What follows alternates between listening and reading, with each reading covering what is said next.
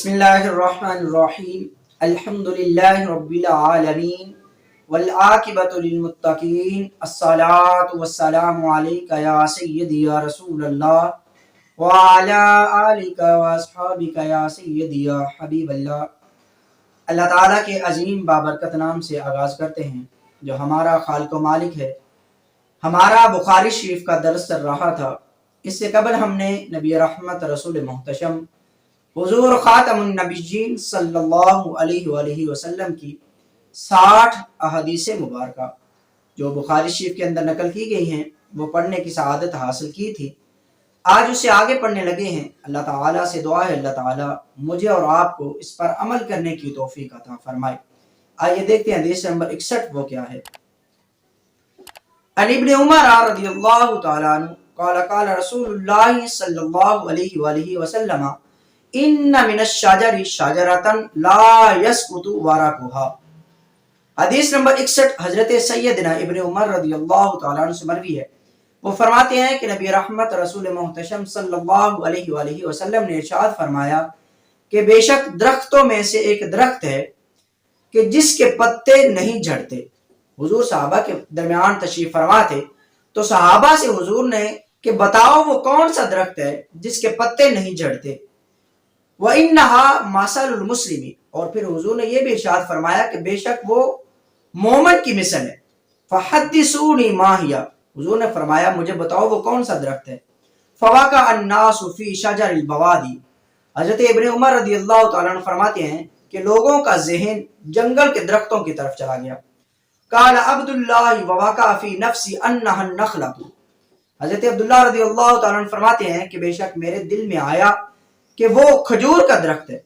فاستحییت، لیکن مجھے بتانے میں حیا آئی۔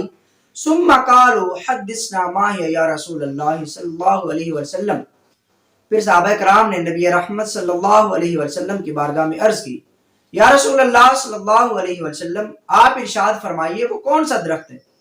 قال هي النخلۃ، تو حضور کریم آقا صلی اللہ علیہ وسلم نے ارشاد فرمایا وہ کھجور کا درخت ہے۔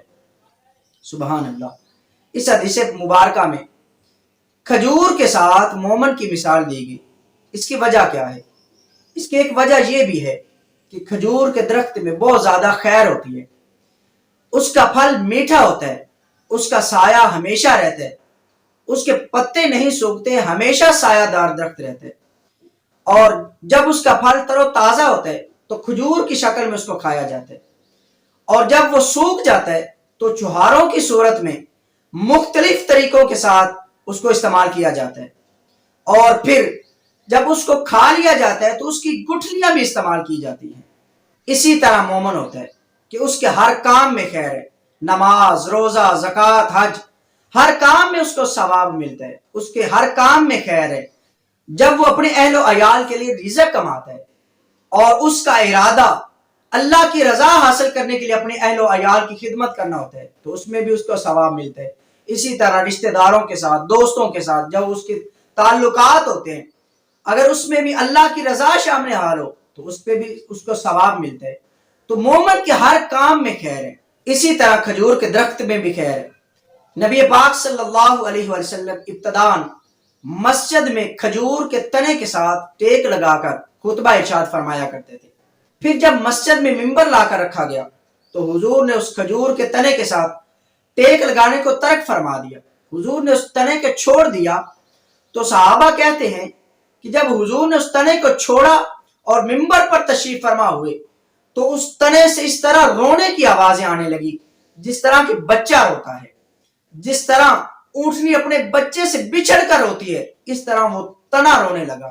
صحابہ فرماتے ہیں کہ ہم نے ادھر ادھر دیکھا لیکن کوئی بھی شخص روتا ہوا نظر نہیں آتا تھا، لیکن آواز آ رہی تھی۔ تو کریم آقا صلی اللہ علیہ وسلم منبر سے نیچے اترے، کریم آقا صلی اللہ علیہ وسلم نے اس کھجور کے تنے کو سینے کے ساتھ لگایا تو وہ کھجور کا تنا اس طرح چپ ہو گیا جس طرح کہ بچہ اپنی ماں کے گود میں آ کر چپ ہو جاتا ہے۔ سبحان اللہ۔ اسی طرح ایک مومن کریم آقا صلی اللہ علیہ وسلم کے ساتھ محبت کرتا ہے، حضور کے ساتھ الفت رکھتا ہے، پیار کرتا ہے، اس کے جذبات بھی اسی طرح کے ہوتے ہیں کہ اس کا تمام مال لے لیا جائے، اس کی اولاد لے لی جائے، حتیٰ کہ اس کی جان بھی لے لی جائے، لیکن صرف ایک مرتبہ کریم آقا صلی اللہ علیہ وسلم کا دیدار کروا دیا جائے۔ جب زائرین مدینہ شریف میں جاتے ہیں اور جب واپسی کا وقت آتا ہے تو وہ بھی زار و قطار رو رہے ہوتے ہیں، وہ بھی دھاڑے مار کے رو رہے ہوتے ہیں۔ کیوں؟ کیونکہ وہ حضور کے روضہ انور کی زیارت سے محروم ہو رہے ہوتے ہیں۔ اسی طرح جس طرح کہ وہ کھجور کا تنا رویا تھا، حضور کی محبت میں مومن بھی روتا ہے۔ ایک مومن کا دل بھی زار و قطار حضور کی محبت میں، حضور کی الفت میں، حضور کے پیار میں روتا ہے۔ اسی لیے مومن کی مثال کھجور کے ساتھ دی گئی۔ یہ بخاری شریف کی حدیث نمبر 61 تھی۔ آئیے دیکھتے ہیں بخاری شریف کی حدیث نمبر 62 وہ کیا ہے۔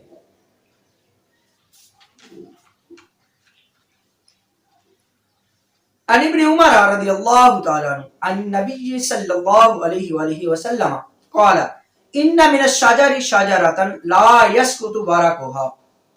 حدیث نمبر 62 بھی حدیث نمبر 61 کی مثل ہے۔ حضرت سیدنا ابن عمر رضی اللہ تعالی عنہ فرماتے ہیں کہ نبی پاک صلی اللہ علیہ وسلم نے ارشاد فرمایا کہ بے شک درختوں میں سے ایک درخت ہے جس کے پتے نہیں جھڑتے۔ فرمایا وَإِنَّهَا مَثَلُ الْمُسْلِمِ، اور اس کی مثال مسلمان کی طرح، وہ مسلمان کی مثل ہے۔ حدثونی ما ہی، حضور نے فرمایا مجھے بتاؤ وہ کون سا درخت ہے۔ قال فوقع الناس فی شجر البوادی۔ حضرت عبداللہ فرماتے ہیں، ابن عمر رضی اللہ تعالیٰ عنہ فرماتے ہیں کہ لوگوں کا ذہن جنگل کے درختوں کی طرف نکل گیا۔ قال عبداللہ فوقع فی نفسی انہا النخلۃ۔ حضرت عبداللہ فرماتے ہیں کہ میرے دل میں خیال آیا کہ وہ کھجور کا درخت ہے۔ ثم قالوا حدثنا ما هي یا رسول اللہ صلی اللہ علیہ وسلم۔ پھر صحابہ نے حضور کی بارگاہ میں عرض کی، یا رسول اللہ صلی اللہ علیہ وسلم آپ ارشاد فرما دیں وہ کون سا درخت ہے۔ قال هي النخلۃ، تو کریم آقا صلی اللہ علیہ وسلم نے ارشاد فرمایا وہ کھجور کا درخت ہے۔ اللہ تعالیٰ مجھے اور آپ کو حضور کے ساتھ سچی محبت نصیب فرمائے، الفت اور پیار نصیب فرمائے، اور اپنا مال، اپنی جان، اپنا سب کچھ حضور کی ناموس پہ قربان کرنے کی توفیق عطا فرمائے۔ واخر دعوانا ان الحمد للہ رب العالمین۔